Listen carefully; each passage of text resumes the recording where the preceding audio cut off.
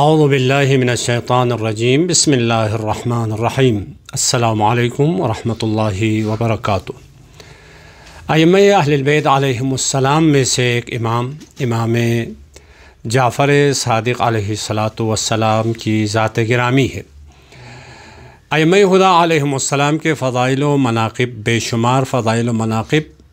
جہان اسلام کے مختلف کتابوں میں، تاریخی کتابوں میں، حدیث کی کتابوں میں، تفسیر کی کتابوں میں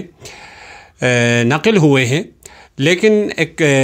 معروف مقولہ ہے الفضل ما شہدت به الاعداء۔ حقیقت میں فضیلت اور کمال وہ ہے جس کے بارے میں دشمن اور مخالف بھی گواہی دے۔ اس قاعدے کے مطابق مولا امام صادق علیہ السلام کے فضائل و مناقب اہل سنت علماء اور بزرگان کی نگاہ میں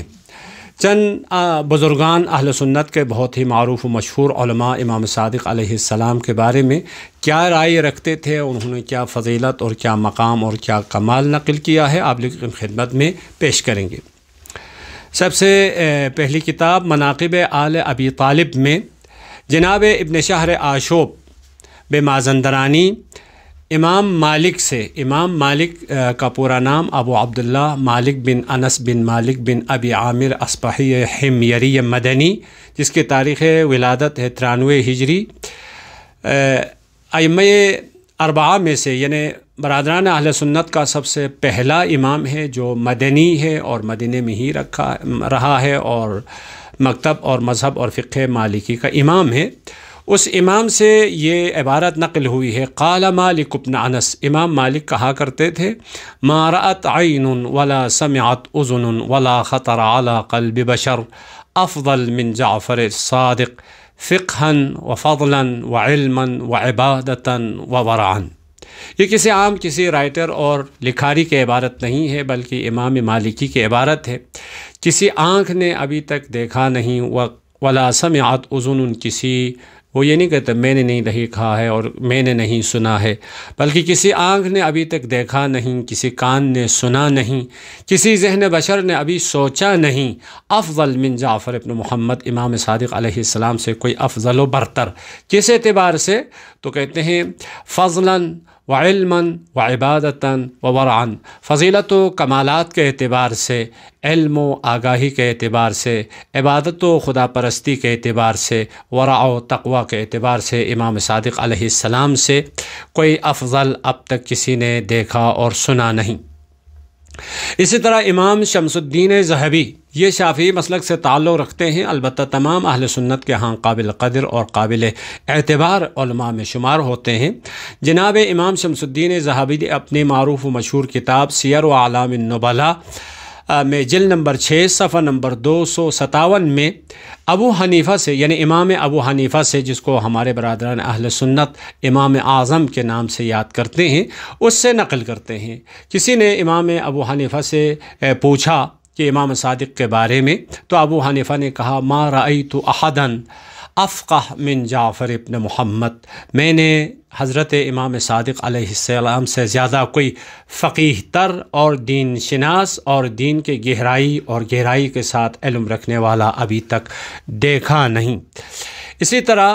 عبد الحلیم جھندی جو معاصر اہل سنت علماء میں سے ہے اور مصر کے بزرگان میں سے ہے، وہ الامام جعفر الصادق نامی کتاب کے ابتدائی صفحہ نمبر 3 میں لکھتے ہیں، فلقد تتلمذ ابو حنیفہ ومالک للامام الصادق وتأثر كثيرا به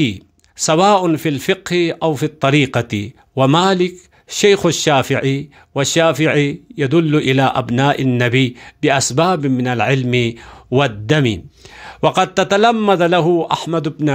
حنبل سنوات، فهؤلاء أئمة أهل السنة الأربعة تلاميذ مباشرون أو غير مباشرين للإمام الصادق۔ یہ اہل سنت کا بزرگ عالم دین اس کتاب میں اعتراف کرتے ہیں، امام ابو حنیفہ اور امام مالک اور امام شافعی اور امام احمد بن حنبل مستقیماً و غیر مستقیماً، یعنی بالواسطہ یا بلا واسطہ، چار کے چار امام صادق علیہ السلام کے شاگردوں میں سے شمار ہوتے ہیں، یعنی امام صادق علیہ السلام سے علم اور فضل کسب کیا ہے۔ اور اسی طرح ہمارے زمانے کے شیخ الاسلام معروف و مشہور ڈاکٹر طاہر القادری بہت ہی معروف و مشہور ہے، وہ بھی بار بار اعلان کرتے ہیں ائمہ اربعہ امام صادق علیہ السلام کے شاگرد رہے ہیں۔ اسی طرح مختصر التحفۃ الاثنا عشریہ، یہ کتاب ہمارے خلاف یعنی مکتب اہل البیت علیہم السلام کے ماننے والوں کے خلاف لکھی گئی کتاب ہے۔ اس کتاب میں ابو حنیفہ کے بارے میں کہتے ہیں وَهَذَا ابو حنیفہ رضی اللہ تعالی عنہ، ابو حنیفہ جو امام حنفیوں کا امام ہے، اس کے بارے میں کہتے ہیں کان یفتخر وَيَقُولُ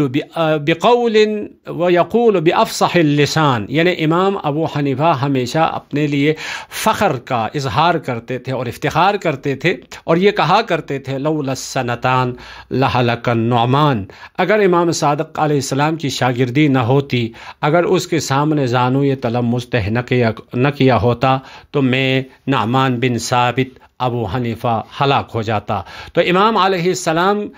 کی ہدایت کی وجہ سے، یعنی کہنے کا مطلب یہ ہے امام علیہ السلام کی رہنمائی اور امام علیہ السلام کے علم کی وجہ سے ابو حنیفہ اپنے آپ کو نجات یافتہ سمجھتا ہے۔ اسی طرح الصواعق المحرقہ نامی کتاب میں ابن حجر ہیتمی جو بہت ہی معروف و مشہور عالم دین گزرا ہے، وہ امام صادق علیہ السلام کے بارے میں لکھتے ہیں جعفر صادق ومن ثم كان خلیفته ووصیه ونقل الناس عنه من العلوم ما سارت به الركبان، بہت سارے لوگوں نے بہت سارے علوم مولا امام صادق علیہ السلام سے نقل کیے ہیں۔ بہت سارے علوم نقل کرنے کے لیے بہت سارے علوم کا حامل ہونا ضروری ہے۔ وانتصر صیته فی جمیع البلدان، اس کا آوازہ، اس کا چرچا، اس کی شہرت تمام عالم اسلام میں تھی۔ وروى عنه الائمة الاکابر، اور اہل سنت کے بزرگان اور اکابر اور بزرگان نے امام صادق علیہ السلام سے روایات اور علم نقل کیا ہے۔ اسی طرح امام ابن حبان نے کتاب الثقات میں امام صادق علیہ السلام کے بارے میں لکھتے ہیں جعفر ابن محمد ابن علی ابن الحسین ابن ابی طالب رضی اللہ علیہم کنیتہ ابو عبداللہ یروى عن ابیہ وکان من سادات اہل البیت فقہا وعلما وفضلا، یہ امام صادق علیہ السلام اہل البیت علیہم السلام کے علماء کے درمیان بزرگان میں سے تھے، فقاہت کے اعتبار سے، دین شناسی کے اعتبار سے، علم و آگاہی کے اعتبار سے، فضل و کمال کے اعتبار سے۔ وروى عنہ الثوری و مالک و شعبہ والناس، بہت سارے لوگ ان میں سے امام ثوری اور امام مالک امام صادق علیہ السلام سے روایت نقل کی ہے اور علم حاصل کیا ہے۔ اسی طرح امام شمس الدین ذہبی معروف و مشہور عالم دین تاریخ الاسلام وفیات المشاہر والاعلام میں لکھتے ہیں وکان امام صادق علیہ السلام کے بارے میں مناقب و جعفر کثیرہ، امام صادق علیہ السلام کے مناقب و فضائل بہت زیادہ ہے۔ وکان یصلح للخلافتی، امام صادق علیہ السلام حقیقت میں خلافت الہیہ کے سزاوار اور مستحق ذوات اور شخصیات میں سے شمار ہوتے ہیں۔ کیوں؟ لسوددہ وفضلہ وعلمہ وشرفہ رضی اللہ تعالی عنہ، اس کی بزرگواری کی وجہ سے، اس کے علم و آگاہی کی وجہ سے، اس کے فضل و کمال کی وجہ سے، اس کے شرافت و سیادت کی وجہ سے، یعنی ہر لحاظ سے آپ علم و فضل کے اعتبار سے دیکھیں، اس کے سیادت کے اعتبار سے دیکھیں، کمال کے اعتبار سے دیکھیں، شرافت کے اعتبار سے دیکھیں، ہر اعتبار سے امام صادق علیہ السلام خلافت الہی کے مستحق تھے، اور اسی لیے ہم امام صادق علیہ السلام کو ہی امام اور خلیفہ الہی سمجھتے ہیں۔ اسی طرح اس معروف و مشہور کتاب تہذیب الکمال فی اسماء الرجال جلد نمبر 6 صفحہ نمبر 79 میں امام ابو حنیفہ سے یہ روایت نقل کی ہے۔ امام ابو حنیفہ کا یہ قول ہے الیس قد روینا ان اعلم الناس اعلمهم باختلاف الناس، امام صادق علیہ السلام کو جناب امام ابو حنیفہ اعلم الناس، ان تمام لوگوں میں سے سب سے زیادہ علم رکھنے والا سمجھتے تھے۔ اور اسی طرح اسی کتاب کے جلد نمبر 6 میں نقل ہوا ہے كنت اذا نظرت الى جعفر ابن محمد علمت انه من سلالة نبیین، فقط نبی نہیں ہے، جب بھی میں امام صادق علیہ السلام کی طرف نگاہ کرتا ہوں تو ہمیں یقین ہو جاتا ہے امام علیہ السلام تمام انبیاء ما سبق کا وارث ہے۔ یعنی یہاں پہ ایسا نہیں کہا من سلالة النبی یعنی فقط پیغمبر خدا کی نسل سے ہے، بلکہ من سلالة النبیین تمام انبیاء الہی کے وارث ہیں۔ اسی طرح الاعلام قاموس التراجم میں جناب خیر الدین زرکلی امام صادق علیہ السلام کے بارے میں لکھتے ہیں، امام صادق علیہ السلام عالم اسلام کے بڑی شخصیات میں سے شمار ہوتے ہیں، اور خصوصاً اہل سنت کے الامامان ابو حنیفہ و مالک، ابو حنیفہ اور مالک دونوں امام صادق علیہ السلام کی شاگردی اختیار کی ہے۔ وَلُقِّبَ بِالصَّادِقِ لِأَنَّهُ لَمْ يُعْرَفْ عَنْهُ الْكَذِبُ قَطُّ، امام صادق علیہ السلام کو صادق کہا گیا ہے تو اس وجہ سے کہا گیا، کسی نے ویسے ہی نام رکھا ہو ایسا نہیں۔ امام علیہ السلام کی 65 سالہ زندگی میں کبھی کسی نے جھوٹ نہیں سنا، خلاف واقع نہیں سنا، لہذا لوگوں نے امام صادق کو صادق کہا ہے۔ اور اسی طرح اہل سنت کے شیخ الاسلام جناب ابن تیمیہ حرانی منہاج السنہ النبویہ میں جلد نمبر 4 صفحہ نمبر 126 میں لکھتے ہیں فإن جعفر ابن محمد لم يجئ بعده مثله، امام صادق علیہ السلام کے ارتحال کے بعد، شہادت کے بعد امام صادق علیہ السلام کی مثل کوئی نہیں آئی۔ وقد اخذ العلم عنه هؤلاء الائمہ، اہل سنت کے بزرگان اور ائمہ اور اکابرین نے امام صادق علیہ السلام سے علم حاصل کیا ہے، کمالک و ابن عیینہ و شعبہ و ثوری و ابن جریح وغیرہ بزرگان کا نام لیتے ہیں۔ وامثالهم من العلماء المشاہیر الاعیان، اہل سنت کے بزرگان، اکابرین، ائمہ علم اور فقہ نے امام صادق علیہ السلام کے بارگاہ میں شاگردی اختیار کی ہے۔ اسی طرح الشفاء بتعریف حقوق المصطفیٰ نامی کتاب میں امام صادق علیہ السلام کے بارے میں تعریف کرتے ہیں، امام صادق علیہ السلام جیسا کوئی عالم، کوئی صاحب فضل ہم نے نہیں دیکھا ہے۔ تہذیب الکمال فی اسماء الرجال جلد نمبر 5 میں امام ابو حنیفہ سے یہ بات نقل کرتے ہیں، امام ابو حنیفہ سے پوچھا گیا کہ آپ کی نگاہ میں سب سے زیادہ دین شناس، سب سے زیادہ دین کا علم رکھنے والا کون ہے؟ تو امام ابو حنیفہ جو ہمارے برادران اہل سنت اس کو امام اعظم کہتے ہیں، کیوں کہتے معلوم نہیں، خود امام ابو حنیفہ یہ کہتے ہیں ما رأیت احدا افقہ من جعفر ابن محمد، میں نے اپنی عمر میں، اپنی زندگی میں امام صادق علیہ السلام سے زیادہ دین شناس، دیندار اور دین کا علم کا حامل کوئی نہیں دیکھا۔ اسی طرح کتاب المجروحین من المحدثین ابن حبان جلد نمبر 2 صفحہ نمبر 407 میں لکھتے ہیں، امام صادق علیہ السلام کے بارے میں ایک تفصیلی حدیث ہے، لکھتے ہیں فجعل لعنتی ولعنت آبائی و اجدادی علی ابی حنیفہ، بالآخر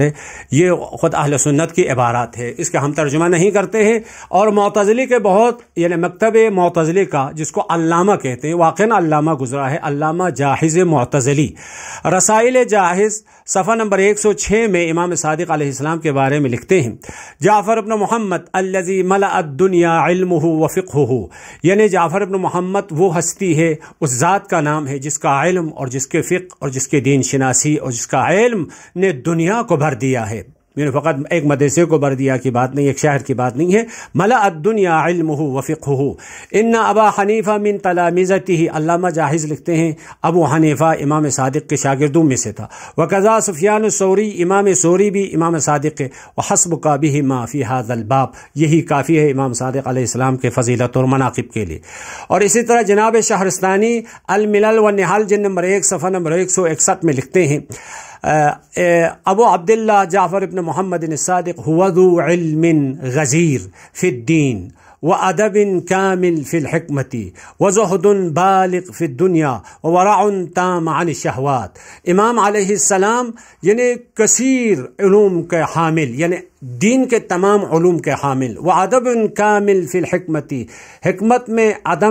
ادب کی معراج پر فائز تھے، وزہد بالغ فی الدنیا، دنیا میں زاہد تھے، وورع تام عن الشہوات، تمام شہوات اور لغویات اور خواہشات سے اجتناب کرنے والے، متقی، زاہد اور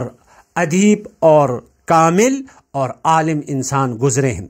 تو کہنے کا مطلب یہ ہے کہ اہل سنت کے بزرگان، جیسے آپ نے مشاہدہ کیا، بڑے بڑے بزرگان ائمہ اور اکابرین امام علیہ السلام کے فضیلت اور اس کے کمالات اور اس کی عبادت، اس کے زہد اور اس کی برتری، اس کے افضلیت کے بارے میں رطب اللسان ہے۔